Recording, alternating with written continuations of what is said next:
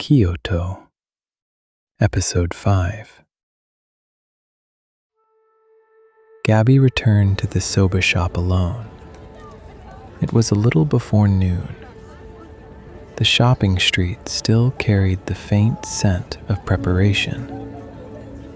The norin hung short, stirring in the wind.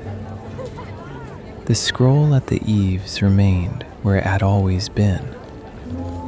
The drifting ink seemed unchanged from before, and yet, today it felt slightly different.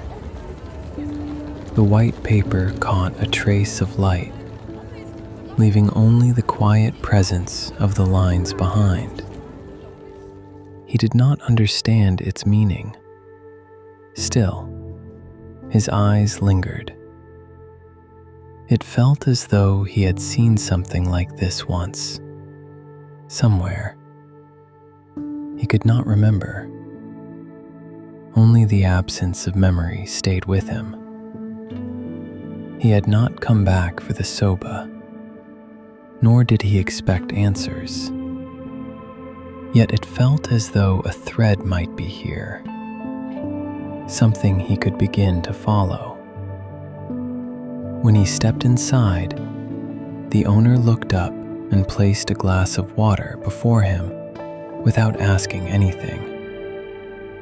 That small consistency settled him. Seeing Gabi glance toward the scroll, the owner spoke. "Does it stay with you?" Gabi nodded. "They're performing tonight at the No stage in Kouzuki-cho. That man's calligraphy." Nothing more was added. Soon a bowl was placed before him. Only soba and broth. The bowl was quiet, nothing unnecessary. As steam rose slowly, the owner said, almost to himself, "Soba doesn't come twice." A brief pause. He tipped his chin toward the scroll outside. "That's the same." Gabi looked down into the bowl. Through the steam, the surface of the broth trembled faintly. He lifted his chopsticks and ate in silence. By the time the sun had set, Gabi made his way to Kouzuki-cho, an old entertainment district lined with traditional restaurants and tea houses. At night, lights layered over one another and the presence of people grew thicker. Among them, Bango Ing Buwan stood out, its low bass and laughter blending into the quiet of the district while remaining unmistakably different. And within that same district, there was said to be a No stage. The stage stood deeper inside the neighborhood, modest in appearance, yet carefully constructed in wood. As he entered, the floorboards answered softly beneath his steps. The stage was square and roofed, with a painted pine tree at the back. There were no elaborate decorations. At Bango Ing Buwan, light and color were layered night after night. Here, nothing had been added. Only pine and wood quietly held the space together. Gabi lowered himself onto a cushion. He drew a breath. There was a faint scent in the air, something different from wood. It reminded him of a branch snapped in a damp forest after rain. Not sweet, not strong. It traveled quietly to the back of his lungs. The lights dimmed. A thin flute tone rose first, high yet carrying a trace of moisture. A lower wind instrument joined, and a drum struck the space between them. The sounds did not align. They were not meant to. Each moved in its own time. Gabi unconsciously tried to mark the beat with his foot, then stopped. His heartbeat would not meet the rhythm on stage. The more he tried to synchronize, the more it slipped away. The tones were unstable.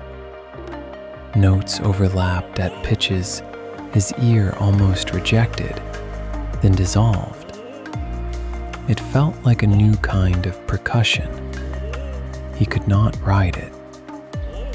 Yet, it did not repel him. His own sense of time simply had not caught up.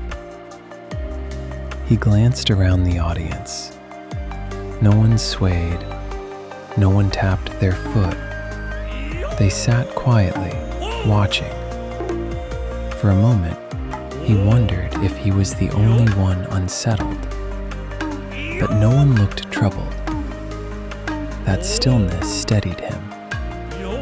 A sheet of white paper was placed at the center of the stage. The calligrapher was an older woman. She held the thick brush as lightly as a branch. She did not move. The drum sounded. The brush fell. Ink touched paper. With the next stringed tone, the brush swept sideways. A sharp line cut across the white and stopped midway. The halted stroke seemed to carry the echo of the sound within it. The drum sounded again. This time, the brush moved slightly after it, off by a fraction, yet not disordered. As the music intensified, the ink gained force. Droplets scattered across the white. Then the sound ceased.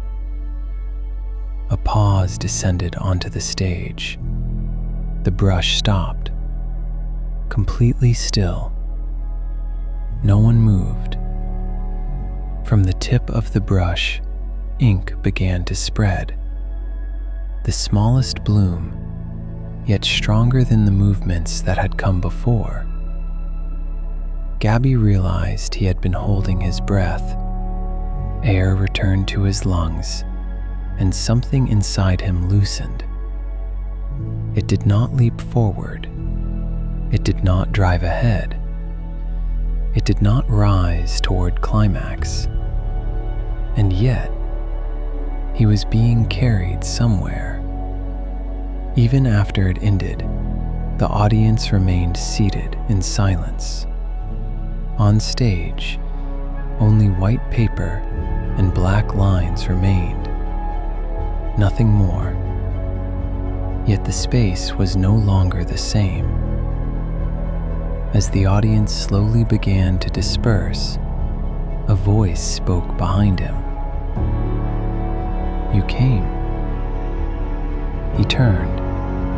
The soba shop owner stood there. How was it? Gabi could not find the words. He simply nodded. The owner glanced toward the stage. "I told the teacher about you," he said. A brief pause. "You had that look." Another pause. Then, almost as an afterthought, he said quietly, "Normally, that bridge is for the performers." He tipped his chin toward the rear of the stage. The echo of the flute still lingered in Gabi's ears. Careful not to disturb that sound, he began to walk. The bridge leading deeper into the stage lay in half shadow.